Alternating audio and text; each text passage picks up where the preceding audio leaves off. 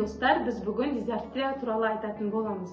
Дизартрия орталық жүйке жүйесінің органикалық зақымдалуынан болатын бұзылыс. Дизартрия кезінде баланың бұлшықет тонусы өзгереді, яғни тілінің тонусы, беттік мускулатурасы, еріндік мускулатурасы және артикуляциялық аппараты бұзылатын болады.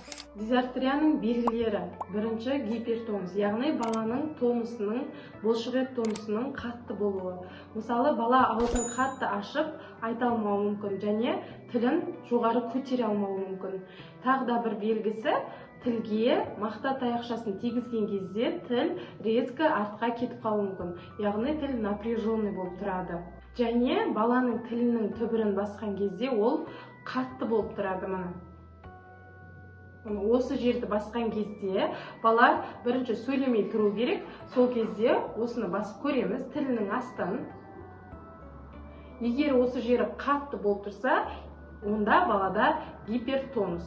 Егер ол ішке қарай кіріп тұрса, онда қалыпты жағдай болады. Дизартрияның екінші белгісі бұл гипотонус, яғни баланың бұлшықетінің әлсіз болуы. Бұндай балалардың аузы үнемі ашық жүреді, яғни оның еріндік мускулатурасы төмен болады. Егер баланың тілі әлсіз болатын болса, артикуляциялық жаттығуларды жасай алмайды және жасаған күннің өзінде ол қиынға соғады және ол балаға дыбыс қою кезінде өте көптеген қиындықтар болады. Сол үшін бірінші, балада гипотонус болса, логомассаж арқылы артикуляциялық жаттығуларды қайталатып күнделікті жасату арқылы оны қалыпқа келтіріп барып дыбыс қойылу керек. Гипотонустың тағы бір белгісі, балалар тілін шығарып, жоғары көтеріп 5 секунд ұстап тұра алмайтын болады. Дизартрияның үшінші белгісі дистония. Бұл балалар бір нәрсе айтатын кезде қатты қиналатын болады. Яғни баланың тілі тыныштық күйде тұрады да, бір нәрсе айтатын кезде баланың тілі тыртысып, бала сөйлеуге қиналып қалатын болады. Мысалы, бала сөйлердің алдында деп немесе деп тілі күрмеліп немесе тыртысып қалуы мүмкін. Енді дизартрияның түрлерін айтатын боламыз. Бірінші, стертая дизартрия, яғни көзге көрінбейтін дизартрия. Екінші, бульварная дизартрия. Үшінші, псевдобульварная дизартриясы. Төртінші, карковая дизартрия, яғни ми қыртысы дизартриясы. Бесінші, подкарковая дизартриясы, яғни ми қыртысы асты дизартриясы. Алтыншы, мозжечковая дизартрия, яғни мишық дизартриясы.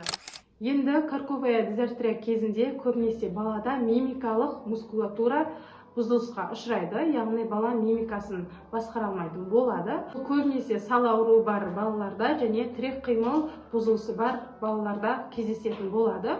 Мысалы, олар ашуланып қабағын түйе алмайтын болады және күліп, жадырап күле алмайтын болады, эмоциясын басқара алмайтын болады. Келесі подкарковая дизартриясы, бұл ми қыртысы асты дизартриясы, өте сирек кездеседі.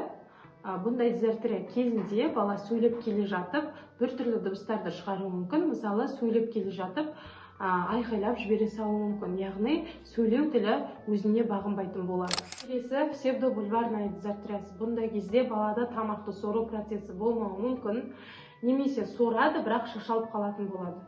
Және жұтынады, бірақ сорпаны не суды жұтынады, бірақ шашалып қала беретін болады. Тағы беттік мускулатурасы бұзылған болады. Псевдобульварная дизартриясы кезінде балада гиперсаливация, яғни сілекейдің көп бөлінуі байқалады. Өйткені бала дұрыс жұтына алмайтын болады. Және шайнау процесі де бұзылған болады. Келесі мозжечковая дизартрия, бұл кезде мишық зақымдалған болады. Сол себепті адамның қозғалыс қимылы өзгеріске ұшырайды, өйткені мишық адамның қозғалысына, қимылына тікелей әсер етеді. Көбінесе балаға дыбыс қойғанда байқауға болады. Бала тілін көтерсе, қайтадан төмен түсіре алмай қалады, немесе төмен тұрса, жоғары көтере алмай қалатын болады. Және тағы бір мысал, балаға с дыбысын қойған кезде бала са, со емес, ысса, ыссо деген сияқты қылып айтатын болады. Дизартрия кезінде логопедиялық жұмыс жасалынады, яғни дауыс аппаратымен жұмыс жасалынады, дауысқа арналған гимнастика жасалады, просодикамен, яғни дауыстың ырғағымен, ритмімен және екпінімен және хорға арналған жаттығуларды жасау арқылы жұмыс өткізіледі. ұсақ және жалпы моторикамен жұмыс жасалынады.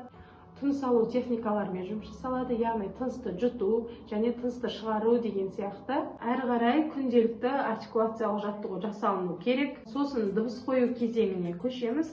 Балаға дыбыс қойылады және машықтандырылады және ұқсас дыбыстарды ажырату жұмысы жүретін болады. Тағы фонетикалық, фонематикалық қабылдаумен жұмыс жасаймыз, яғни естіп қабылдаумен, баланың ақпаратты естіп қабылдаумен жұмыс жасайтын боламыз. Тағы баланың өзін басқаруын үйрететін боламыз және балаға лексикалық, грамматикалық құрылымдарды үйрететін боламыз. Міне осындай логопедиялық жұмыстар арқылы дисартрияны жоюға болады. Егер видео пайдалы болса, лайк басып, каналыма жазылыңыздар.